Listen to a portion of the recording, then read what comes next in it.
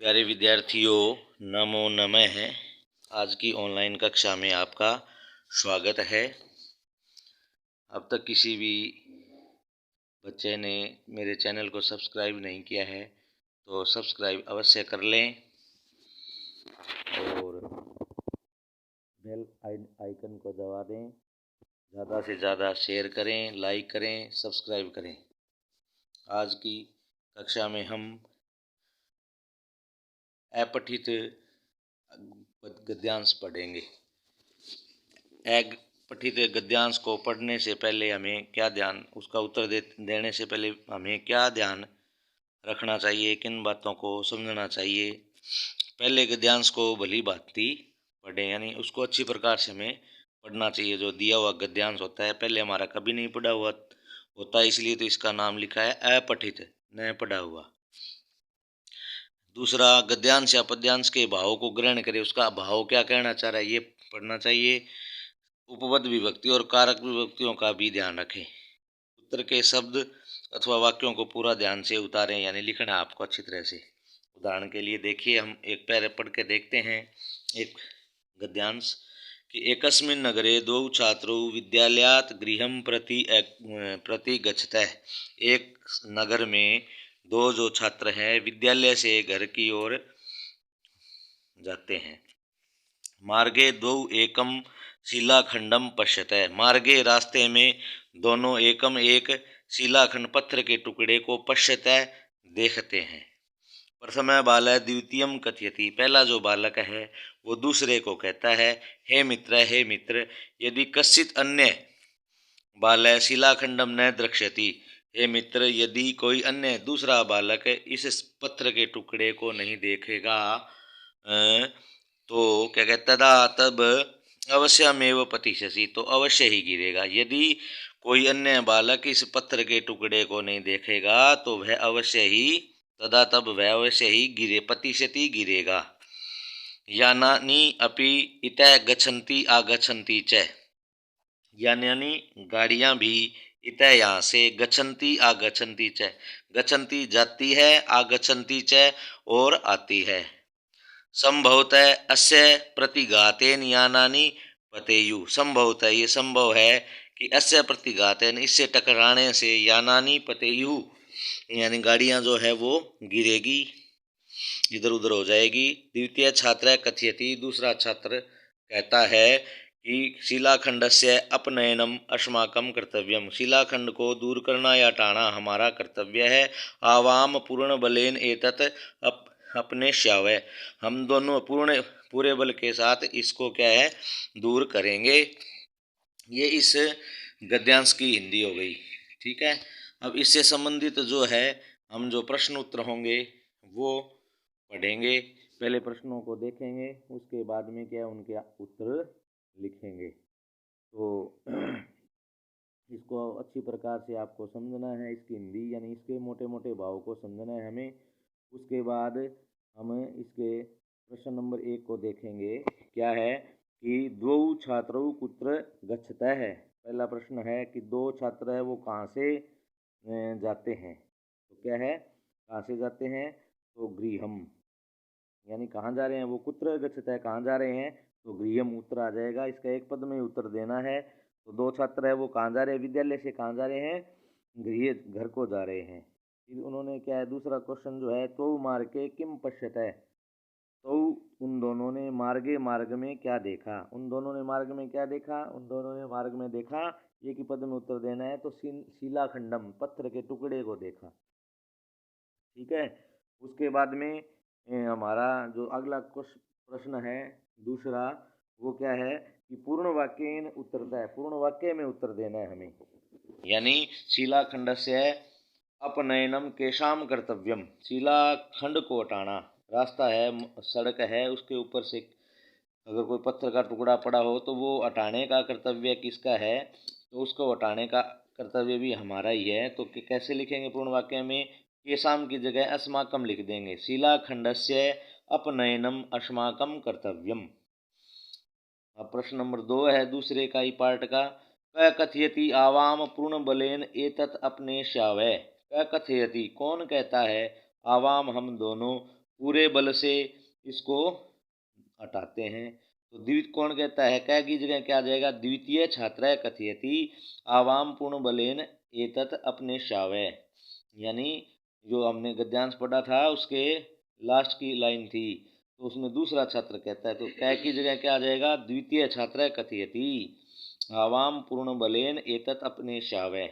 प्रश्न नंबर 3 देखिए कि प्रतिघातेन इति पदे का विभक्ति यथा निर्देशम उत्तरता है। तीसरे में लिखा हुआ है कि यथा निर्देशम, जिस प्रकार निर्देशानुसार उत्तर दीजिए। तो क्या है, प्रतिघातेन इति पदे का विभक्ति वचनम च किम। प्रतिघातेन में कौन सी विभक्ति है, तृतीया विभक्ति है और एक वचनम है। जैसे राम का रामेण, फल का फलेन बनता है ना तृतीया में, उसी का प्रकार क्या है इसकी, इसमें कौन सी विभक्ति है, तृतीया विभक्ति है। और क्या है, वचन क्या है, एक वचन है, प्रतिघातेन। तो प्रतिघातेन में कौन सी विभक्ति हुई, तृतीया विभक्ति हुई।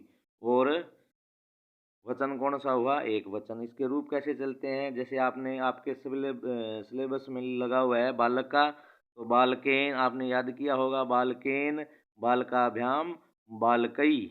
तो बालकेन की तरह ही प्रतिघात हो जाएगा, प्रतिघातेन। और वचन कौन सा है, एक वचन है। तो इस प्रकार इसका हम अभ्यास करेंगे। तो ये हमारा पहला जो है पूरा हो गया। अब दूसरा देखिए कि देवस्य गृहस्य समीपे एकम उद्यानम अस्ति। देव के घर के पास एक उद्यान है, बाग है, गार्डन है, बगीचा है। तत्र जना प्रतिदिनम भ्रमंती, वहाँ पर लोग जो हैं वो हर रोज घूमते हैं। अत्र विविध वर्णानि पुष्पाणि सन्ति, यहाँ पर बहुत सारे विविध यानी अनेक प्रकार के रंगों के फूल हैं। तानि श्वेतानि नीलानि रक्तानि ब्रभूणि च, यानी उनमें से कौन है, सफ़ेद भी है, नीले भी हैं, लाल भी हैं और भूरे भी हैं। पुष्पेषु भ्रमरा अपि भ्रमंती, और फूलों पर भंवरे भी घूमते हैं। अत्र चित्रला अपि भ्रमंती, यहाँ पर चित्रला भी घूमते हैं। मधुमक्षिका पुष्पेभ्य मधु संग्रह कुर्वन्ति, और मधुमक्खियाँ हैं वो क्या है, फूलों से शहद को इकट्ठा करती हैं। तो आइए इसका जो प्रश्न है पहला वो देखेंगे। अधोलिखित प्रश्नानाम एक पदेन उत्तर, नीचे लिखे हुए प्रश्नों के उत्तर जो है वो एक पद में दीजिए। तो विविधानि पुष्पाणि कुत्र सन्ति, यानी अनेक प्रकार के जो फूल हैं वो कहाँ है, तो कहाँ है फूल, इसमें लिखा हुआ आया था कि यत्र विविधानि वर्णानि पुष्पाणि। यत्र का यहाँ किसके जगह प्रयोग हुआ, उद्यान में, तो उद्याने आ जाएगा। कुत्र की जगह क्या आ जाएगा, उद्याने। तो हम इसका अगर पूरे वाक्य में हमें उत्तर देना हो तो कुत्र की जगह फिट कर देंगे, एक पद में देना हो तो उद्याने। मधुमक्षिका पुष्पेभ्यः किम कुर्वन्ति, जो मधुमक्खिका है, जो मधुमक्खी है वो फूलों से क्या करती है, तो मधु संग्रम। किम की जगह क्या आ जाएगा, मधु संग्रम, यानी शहद इकट्ठा करती है। ठीक है। और क्या है, प्रश्न नंबर 2 जो है हमारे पास क्या है, पूर्ण वाक्येन उत्तरता है। पूर्ण वाक्य में उत्तर दीजिए। उद्यानम कुत्र अस्ति, उद्यानम कुत्र अस्ति, उद्यान कहाँ है। तो उद्यानम कहाँ है, देखो भैया, तो देवस्य गृहस्य समीपे, यानी उद्यानम जो है वो उत्तर की जगह क्या लिखेंगे, देवस्य गृहस्य समीपे अस्ति। ठीक है, उद्यानम देवस्य गृहस्य समीपे अस्ति, यानी उद्यान जो है वो देव के घर के पास है। उद्याने चित्रला किम कुर्वन्ति, उद्यान में चित्रला क्या करती है भाई, तो उद्याने चित्रला किम कुर्वन्ति की जगह क्या आ जाएगा, भ्रमंती, कि चित्रला जो है वो क्या है, घूम रही है। ठीक है। तो आप इस प्रकार इसके प्रश्नों को आपने इस गद्यांश को पढ़ने के बाद आसानी हो जाएगी। तो इसका भाव जो है वो आपको आना चाहिए। इसकी जो हिंदी है सरल आपको समझना जरूरी है, तभी आप इसके प्रश्नों के उत्तर दे पाएंगे। और एक पद में देते समय जैसे कुत्र है, किम है, यानी किम का जो शब्द रूप है उसको आप करते रहेंगे तो आपको ध्यान से समझ में आ जाएगा। अब आगे तीसरा प्रश्न हम देखेंगे। तीसरे प्रश्न में क्या है, यथा निर्देशम उत्तरतः, निर्देशानुसार उत्तर दीजिए, यानी निर्देश के अनुसार उत्तर देना है हमें। तो उद्यानम भ्रमरा च अनयो पदयो विभक्ति वचनम च लिखत, उद्यानम और भ्रमरा पदों की विभक्ति तथा वचन लिखिए। उद्यानम जो है प्रथमा विभक्ति का एक वचन है, यानी नपुंसकलिंग है ये। तो हमने पुष्पम का फूल याद, पुष्पम का शब्द रूप फूल, पुष्पम फूल का नपुंसकलिंग लिंग में शब्द रूप जो याद किया था, उसमें क्या है, उसकी तरह ही इसके रूप चलते हैं उद्यानम। तो उद्यानम में क्या है, कौन सी विभक्ति है, प्रथमा विभक्ति एक वचन है, और भ्रमरा में प्रथमा विभक्ति बहुवचन है। उचित मेलनम कुरुत, उचित मिलान कीजिए। तो उचित मिलान हमें करना है, बभ्रूणी, उसके सामने दिया है मधुमक्खियाँ, और मधुमक्षिका के सामने दिया है भूरा। तो बभ्रूणी का अर्थ होता है भूरा, इसको इसके साथ मिला दोगे, और मधुमक्षिका को मधुमक्खियों के साथ आप मिला दोगे। तो इस प्रकार आप है ना, जो आपके सिलेबस में दिए हुए हैं बालक, बालिका और पुष्पम, उनके शब्द रूप भी याद कर लें। पठ और खाद और चल जो धातु हैं वो भी आप स्मरण कर ले, ताकि आपको इस प्रकार के प्रश्नों के उत्तर देने में कठिनाई न हो, शब्द रूप बनाने में। उसी जैसे अकारांत पुल्लिंग है बालक, और बालिका आकारांत पुल्लिंग स्त्रीलिंग है, और पुष्पम नपुंसकलिंग शब्द है, इनको याद करोगे तो आप इसी की तरह ही जैसे भ्रमर आया था, उद्यानम आया था, और कई ऐसे प्रकार के आपके शब्द आए थे, तो आप उनको अच्छी प्रकार से ध्यान करोगे। तो आप है ना, इसको पहले तो आपको हिंदी आनी चाहिए, उसके बाद आपको क्या है, आप चैनल को सब्सक्राइब करें। और धन्यवाद करता हुआ वाणी को विराम देता हूँ। धन्यवाद।